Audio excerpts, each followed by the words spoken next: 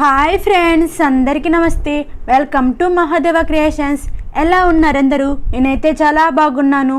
అందరూ కూడా బాగున్నారని అనుకుంటున్నాను. కూతుర కోడల ఎవరు ప్రధానం? కొడుకు పెట్టే పిండాల కన్నా కోడలు పెట్టే దీపానికి ఎక్కువ ప్రాధాన్యత ఉంటుంది. అది కోడలి గొప్పతనం. కూతుర కోడల ఎవరు ప్రధానం అనే ప్రశ్నకు కోడలే అని సమాధానం చెబుతుంది భారతీయ ధర్మం. ఎందుకో తెలుసా? చీర మార్చుకున్నంత సులువుగా ఇంటి పేరును మార్చుకోగలిగే అసాధారణ త్యాగశీలి కోడలు.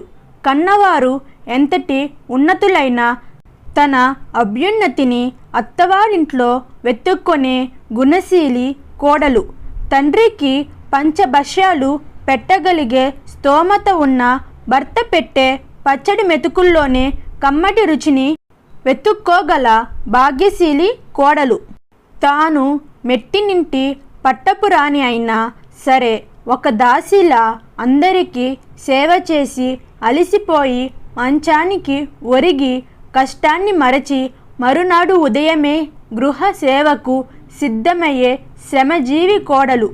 కుడి కాలు పెట్టి కోడలు తన ఇంటిలోకి రాగానే అమ్మ కోసం బెంగ పెట్టుకున్న పసివాడిలా ఎగిరి గంతులేస్తాడు ఆ కోడలి మామగారు. ఎందుకో తెలుసా? రేపటి నుంచి అందరికీ అన్నం పెట్టే అమ్మే గదా కోడలు.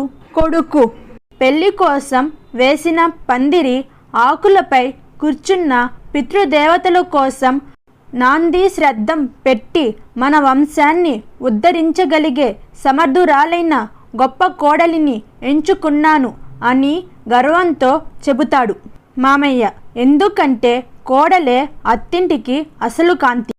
ఏ ఇంట కోడలిని తక్కువ చేసి కూతురిని గొప్పగా కీర్తిస్తారో ఆ ఇంటి గృహలక్ష్మి చిన్న బుచ్చుకొని వెళ్ళిపోతుంది.